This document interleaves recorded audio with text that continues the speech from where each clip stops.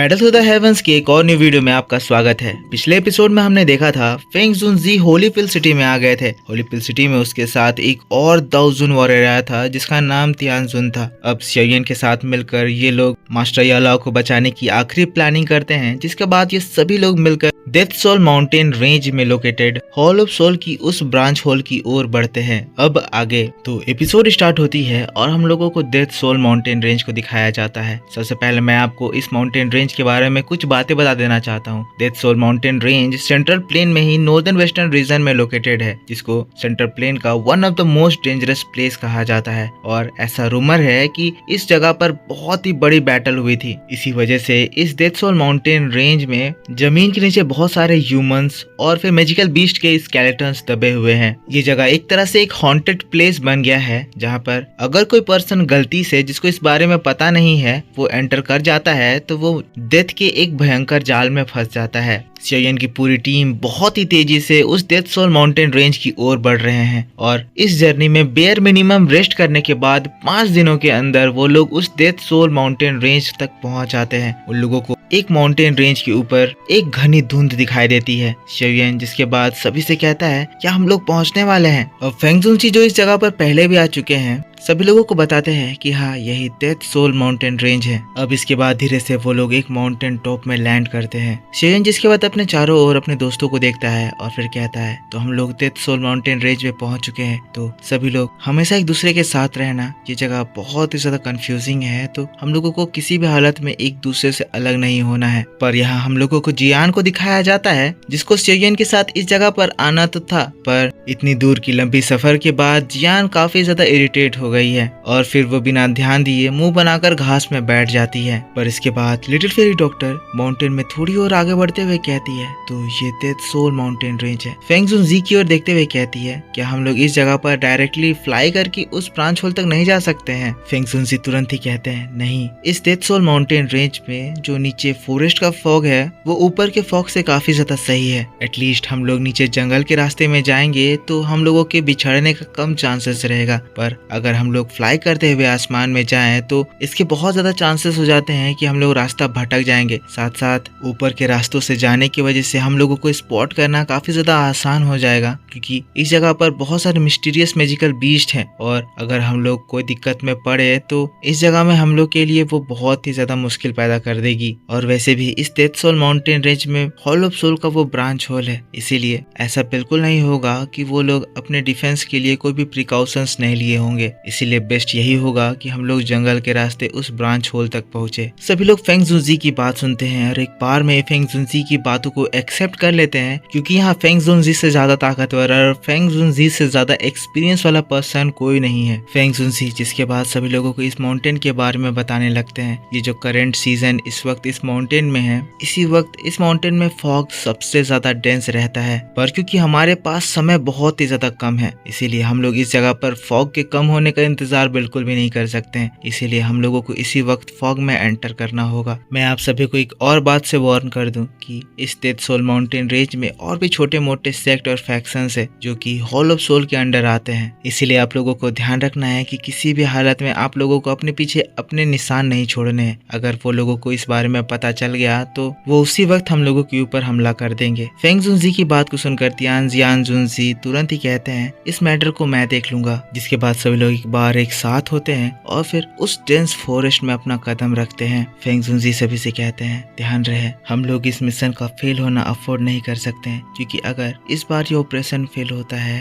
तो शायद हम लोगों को फ्यूचर में अगली अपॉर्चुनिटी ना मिले। इसीलिए किसी भी हालत में हम लोगों को इस बार याओ चैन को रेस्क्यू करना ही होगा। सभी लोग तुरंत ही हाँ में अपना सिर हिलाते हैं। माउंटेन रेंज में थोड़ी ही दूर चलने के बाद उन लोगों को बहुत तेज हवा के चलने की आवाज सुनाई देती है। यहाँ का फॉग इतना ज्यादा डेंस है कि ये लोग अपनी स्पिरिचुअल एनर्जी फैलाकर भी ज्यादा दूर तक देख नहीं पा रहे हैं। शियोयन जिसके बाद स्वान कोंगजी का दिया हुआ वो मैप निकालता है। मैप के जरिए वो डीप माउंटेन रेंजेस की ओर बढ़ते हैं, पर थोड़ी ही दूर चलने के बाद उन्हें पता चलता है कि यहाँ फॉग इतना ज्यादा डेंस है कि ये मैप भी वहाँ पर काम नहीं आ रहा है। अब वो लोग कम्प्लीटली अपने लक और अपनी सर्चिंग एबिलिटीज के ऊपर पढ़ रहे हैं और इसी वजह से उनकी आगे बढ़ने की स्पीड बहुत ही ज्यादा कम हो गई है। फॉरेस्ट बहुत ही ज्यादा डार्क है।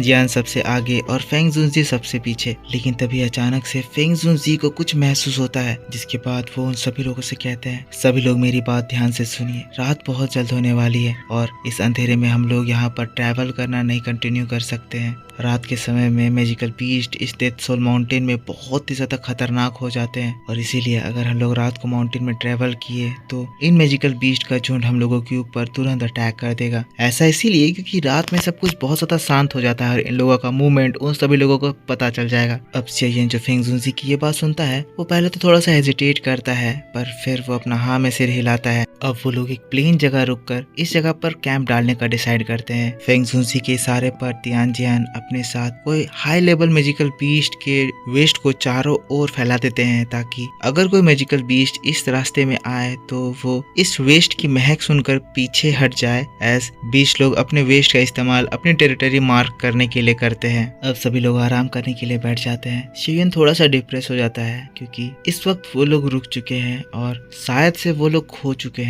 जल्द से जल्द उन लोगों को उस ब्रांच होल तक पहुंचना होगा ताकि वो लोग मास्टर यालाओ को रेस्क्यू कर पाए। अब सभी लोग सो ही रहे थे, लेकिन फेंग जुनजी को हमें दिखाया जाता है जो कि अचानक से अपनी आंखों को खोलते हैं। फेंग जुनजी की एनर्जी से सभी लोग उठ जाते हैं। फेंग जुनजी बताते हैं एक बहुत बड़ी मुसीबत आ गई है। स्टोन स्वेलोइंग एंट की कॉलोनी हमारी ओर तेजी से बढ़ रही है। स्टोन स्वेलोइंग एंट की कॉलोनी बहुत ही ज्यादा डरावनी होती है और ये वन ऑफ द टॉप डरावनी फ्लाइंग बीस्ट में से एक होती है। अब ऐसा नहीं है कि ये लोग अपनी स्ट्रेंथ की वजह से डरावनी है, ये लोग इसलिए डरावनी है क्योंकि इनका नंबर्स बहुत ज्यादा होता है।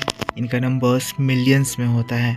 ये डेथ सोल माउंटेन रेंज का इतना खराब रेपुटेशन इन स्टोन स्वेलिंग एंट की वजह से भी हुआ है, जो कि जिस रास्ते से भी गुजरते हैं अगर उस रास्ते में कोई भी आ जाए, चाहे कोई बड़ा मैजिकल बीस्ट ही क्यों ना आ जाए, उसके बाद वहां पर उसकी सिर्फ हड्डी ही बचती है। अब फेंग जुनजी की बात को सुनकर सभी लोग फाइट करने के लिए अलर्ट हो जाते हैं, लेकिन फेंग जुनजी सभी लोगों से कहते हैं सभी लोग तैयार हो जाओ, हम लोग यहाँ से भागने वाले हैं। इस कॉलोनी के साथ हम लोग एक हेड ऑन कोलिजन में इंगेज नहीं हो सकते हैं, हम लोग इस कॉलोनी से जीत नहीं सकते हैं और अगर हम इस फाइट में इंगेज हुए तो इस फाइट की वजह से हॉल ऑफ सोल को भी इस बारे में पता चल जाएगा। अब फेंग जुनजी की बात को सुनकर सभी लोग पीछे हटने के लिए तैयार थे, पर तभी हम देखते हैं जियान वहां से तुरंत भाग जाती है। जियान उसी रास्ते में जाती है जिस ओर से वो स्टोन स्वेलोइंग एंट की कॉलोनी आ रही थी। जियान को देखकर फेंग जुनजी गुस्सा जाते हैं, आखिर ये लड़की कर क्या रही है, क्या ये मरना चाहती है? लेकिन तभी शेयन तुरंत जियान के पीछे भागता है, कहता है आप सभी लोग यहाँ से जाइए, मैं उसको रेस्क्यू करके तुरंत आ रहा हूँ। शेयन आगे भाग ही रहा था, लेकिन तभी लिटिल फेरी डॉक्टर सभी से चिल्ला के कहती है रुक जाओ, उन चींटियों के आने की आवाज बंद हो गई है। और फेंग जुनजी भी जब ये चीज नोटिस करते हैं वो भी बहुत ही ज्यादा शॉक्ड हो जाते हैं। सच में वो जो एंट की कॉलोनी थी वो बिल्कुल ही रुक गई है। फेंग जुनजी हैरान हो ही रहे थे, लेकिन तभी अचानक से उनकी नजर उस छोटी सी लड़की पर पड़ती है जो कि एक छलांग मारकर फॉग से एक पेड़ में जाकर बैठ जाती है। पर सबसे ज्यादा हैरानी की बात ये थी कि जियान के शोल्डर में एक एंट था और ये कोई मामूली एंट नहीं था, क्योंकि ये इस एंट कॉलोनी की क्वीन थी। फेंग जुनजी जियान टियान एकदम शॉक्ड होकर जियान को देखते हैं, कहते हैं ये तो स्टोन स्वेलिंग एंट क्वीन है। लेकिन तब जियान हंसते हुए कहती है चलो मेरी इनसे बात हो गई है, इनको पता है कि हॉल ऑफ सोल का वो ब्रांच होल इस जगह पर कहाँ लोकेटेड है। ये बात सुनकर तो फेंग जुनजी और भी ज्यादा हैरान रह जाते हैं। फेंग जुनजी जियान के ऊपर गुस्सा किए थे, उनको अपनी बात पर पछतावा होता है और फिर वो कहते हैं सच में मुझ बुड्ढे की आई साइट बहुत ही ज्यादा खराब हो गई है, मैं बिल्कुल नहीं समझ पाया कि ये लिटिल गर्ल कोई मामूली पर्सन नहीं है और जो इतना अच्छा स्किल अपने अंदर छुपा के रखी हुई है। फेंग जुनजी इसीलिए ऐसा कह रहे हैं क्योंकि जियान के कंधे में जो वो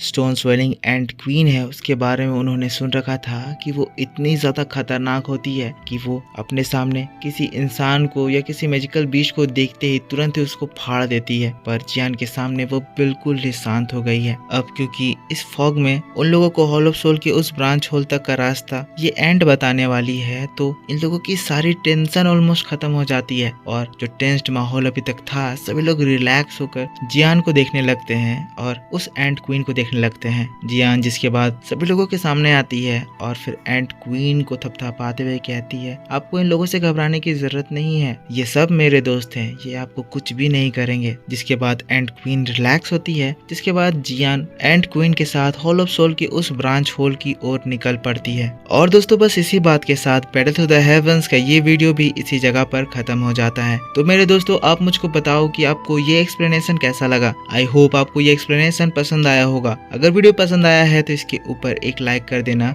कमेंट करके बताना कि वीडियो कैसा लगा। सीन्स मिसमैच हो रहे होंगे क्योंकि सीन्स अवेलेबल नहीं है। जब रियल एपिसोड आएगी तो मैं आपको अच्छे से डिटेल में सब कुछ एक्सप्लेन करके बताऊंगा। तो इस वीडियो पे सपोर्ट जरूर दिखाना। और मैं आपके लिए सील डिवाइन थ्रोन की भी वीडियो मेरे दूसरे चैनल एनिमे की दुनिया में एक्सप्लेन करने वाला हूँ, जिसमें वो सारी सीरीज आएंगी। होप करता हूँ मुझे समय मिल जाए और मैं उसमें एक्सप्लेन करूँ। आएगी पर जरूर आएगी। तो सभी लोग डिस्क्रिप्शन के लिंक से उस चैनल पे जाकर उस वीडियो को जरूर से देख लेना। सील डिवाइन थ्रोन की सीरीज उस चैनल पर कंटिन्यू करी जाएगी। साथ साथ आपके लिए रेनेगार्ड इमोर्टल भी उस चैनल पर आएगी। तो मिलता हूँ मैं आपसे दूसरे वीडियो में। तब तक के लिए take care, bye bye and thanks for watching.